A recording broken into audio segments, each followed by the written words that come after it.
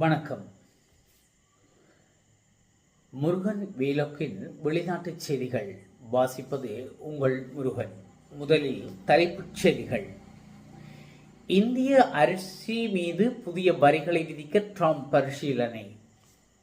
வடக்கு ஜப்பானை தாக்கியது நிலநடுக்கம், 30 பேர் காயம். உக்ரைனுக்கான ஆதரவை அதிகரிக்க ஐரோப்பிய தலைவர்கள் முடிவு. மோடி உள்ளிட்ட உலக தலைவர்களுடன் நல்லுறவு உள்ளது இஸ்ரேல் பிரதமர். பாகிஸ்தான் மீது தாக்குதல் நடத்தினால் கடும் பதிலடி கொடுப்போம், இந்தியாவுக்கு பாகிஸ்தான் தளபதி எச்சரிக்கை. நிறைவு பெற்றது தலைப்புச் செய்திகள். தொடர்பான விரிவான செய்திகள். அமெரிக்க ஜனாதிபதி டொனால்ட் ட்ரம்ப் நேற்று முன்தினம் திங்களன்று தனது நிர்வாக விவசாய இறக்குமதிகள் மீது, குறிப்பாக இந்திய அரிசி மற்றும் கனடாவிலிருந்து புறப்படும் உரங்கள் மீது புதிய வரிகளை அறிமுகப்படுத்தக்கூடும் என்று சமிஞ்சை செய்தார். வெள்ளை மாளிகையில் நடந்த ஒரு கூட்டத்தின் போது அவரது கருத்துக்கள் வந்தன. அங்கு பெருகி வரும் பொருளாதார அழுத்தங்களை எதிர்கொள்ளும் அமெரிக்க விவசாயிகளுக்கு 12 பில்லியன் அமெரிக்க டாலர் ஆதரவு தொகுப்பையும் அவர் அறிவித்தார். இந்தியா மற்றும் கனடா ஆகிய இரு நாடுகளுடனான வர்த்தக பேச்சுவார்த்தைகள் எந்த அர்த்தமுள்ள முன்னேற்றமும் இல்லாமல் தொடர்வதால் ட்ரம்ப் நிர்வாகத்துக்குள் வளர்ந்து வரும் விரக்தியை இந்த கருத்துக்கள் எடுத்து காட்டுகின்றன. அதிகரித்து வரும் போட்டியிலிருந்து அமெரிக்கா உற்பத்தியாளர்களை பாதுகாக்க இப்போது கடுமையான நடவடிக்கை தேவைப்படலாம் என்று ட்ரம்ப் பரிந்துரை விடுத்துள்ளார். இந்தியா மற்றும் கனடாவுடனான அமெரிக்க வர்த்தக பேச்சுவார்த்தைகள் பெரிய முன்னேற்றங்களை அடைய சிரமப்பட்டுள்ளன. இந்த ஆண்டின் தொடக்கத்தில் புதுடெல்லியின் வர்த்தகத்தை தடைகள் மற்றும் பிற விநியோகஸ்தர்களிடமிருந்து அதன் எரிசக்தி இறக்குமதியை விமர்சித்து அமெரிக்கா பல இந்திய பொருட்களுக்கு 50% வரிகளை விதித்தது. இந்த வாரம் ஒரு அமெரிக்க குழு இந்தியாவுக்கு வருகை தரும் என்று எதிர்பார்க்கப்படுகிறது. இருப்பினும் அதிகாரிகள் குறிப்பிடத்தக்க முன்னேற்றத்தை எதிர்பார்க்கவில்லை. கனடாவுடனான உறவுகளும் பாதிக்கப்பட்டுள்ளன. வட அமெரிக்க ஜனாதிபதி வர்த்தக ஒப்பந்தத்தின் எல்லைக்கு வெளியே உள்ள பொருட்களுக்கு அதிக வரிகளை விதிக்கப் போவதாக ட்ரம்ப் முன்னர் அச்சுறுத்தியுள்ளார். மேலும் இந்த ஒப்பந்தம் மறுபரிசீலனை செய்யப்படலாம் என்று கூட சுட்டிக்காட்டப்பட்டுள்ளது.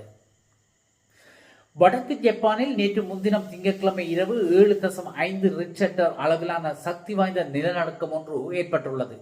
இந்த நிலநடுக்கத்தில் சிக்கி 30க்கும் மேற்பட்டோர் காயமடைந்துள்ளதாக அந்நாட்டு அனர்த்த முகாமைத்துவம் தெரிவிக்கின்றது. நேற்று முன்தின திங்கட்கிழமை இரவு ஜப்பானின் வடகிழக்கு கடற்கரையில் நிலநடுக்கம் ஏற்பட்டதை தொடர்ந்து 10 அடி உயரத்துக்கு ராட்சத சுனாமி அலைகள் எழலாம் என ஜப்பான் வானிலை நிறுவனம் அறிவித்திருந்தது. அதன்படி கைடோ, அமோரி மற்றும் இவான் மாகாணங்களுக்கு சுனாமி எச்சரிக்கைகள் விடுக்கப்பட்டன. மேலும் பல துறைமுகங்களில் 20 முதல் 70 சென்டிமீட்டர் உயரத்தில் சுனாமி அலைகள் தாக்கின. நிலநடுக்கத்தின் மையம் அமோரி மாகாணத்தில் கடற்கரையில் இருந்து 80 கிலோமீட்டர் தொலைவில் 50 கிலோமீட்டர் ஆழத்தில் பதிவாகியது. நிலநடுக்கத்தை தொடர்ந்து 30க்கும் மேற்பட்டோர் காயமடைந்ததாகவும் அதில் ஒருவர் படுகாயமடைந்துள்ளதாகவும் தீயணைப்பு மற்றும் அனர்த்த முகாமைத்துவ நிறுவனம் தெரிவித்துள்ளது. உடைந்து விழுந்த பொருட்களாலே பெரும்பாலும் பாதிக்கப்பட்டுள்ளனர். சுமார் 2700 வீடுகளுக்கு மின்சாரம் துண்டிக்கப்பட்டது. சுமார் 480 குடியிருப்பாளர்கள் கெச்சினோஹோ விமான நிலையத்தில் தஞ்சமடைந்ததாக தலைமை அமைச்சரவை செயலாளர் மினோரு கிஹாரா தெரிவித்துள்ளார்.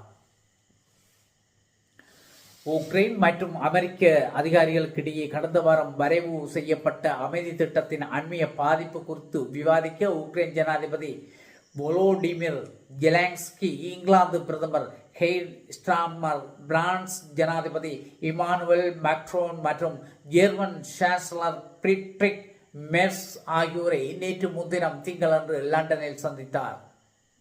ரஷ்யாவுடன் விரைவான ஒப்பந்தத்தை ஒப்புக்கொள்ள அமெரிக்கா கீவ் மீது அழுத்தம் கொடுப்பதால் உக்ரைனுக்கான பாதுகாப்பு உத்தரவாதங்களை பெறுவதற்கு மேலதிக பணிகள் தேவை என்று ஐரோப்பிய தலைவர்கள் இதன்போது தெரிவித்தனர். நேட்டோ அதிகாரிகளை சந்திக்க பிரான்சிஸுக்கு சென்ற ஜெலன்ஸ்கி நேற்று செவ்வாயன்று உக்ரைன் அமெரிக்காவுடன் திருத்தப்பட்ட திட்டத்தை பகிர்ந்து கொள்ளும் என்றும் தெரிவித்தார். கடந்த வாரம் உக்ரைனின் அதிகாரிகள் புளோரிடாவில் அமெரிக்க பேச்சுவார்த்தை குழுவுடன் 3 நாட்கள் செலவிட்டு ரஷ்யாவுக்கு சாதகமாக கருதப்படும் அமெரிக்க ஆதரவுடன் கூடிய சமாதான திட்டத்தில் மாற்றங்களை கோரினார். நீங்கள் கேட்டுக்கொண்டிருப்பதும் பார்த்து கொண்டிருப்பதும் முருகன் வீரோக்கின் வெளிநாட்டு செய்திகள்.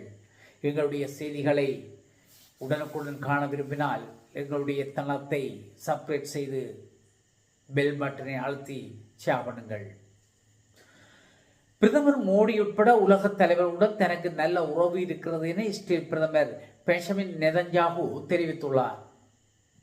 இஸ்ரேல் பாராளுமன்றில் பிரதமர் பெஞ்சமின் நெதன்யாகு பேசியதாவது, யூத எதிர்ப்பு அலை இருந்த போதிலும் பல நாடுகள் மற்றும் தலைவர்களிடமிருந்து முன் எப்போதும் இல்லாத ஆதரவு நமக்கு கிடைக்கிறது. பிரதமர் மோடி உட்பட உலக தலைவர்களுடன் எனக்கு நல்ல உறவு இருக்கிறது. இஸ்ரேல் இன்று எப்போதையும் விட வலிமையானது. பல உலகத் தலைவர்கள் எங்களை தேடி வருகின்றனர். நமது மகத்தான சாதனைகளை பார்க்க வேண்டும். 2 ஆண்டுகள் போரில் ஈடுபட்ட போதிலும் இஸ்ரேல் இராஜதந்திர ரீதியாகவும் இராணுவ ரீதியாகவும் பொருளாதார ரீதியாகவும் ஆதிக்கம் செலுத்தி வருகிறது. நான் எனது பழைய நண்பரான இந்திய பிரதமர் நரேந்திர மோடியுடன் அடிக்கடி பேசுகிறேன். விரைவில் சந்திக்க ஏற்பாடு செய்துள்ளோம்.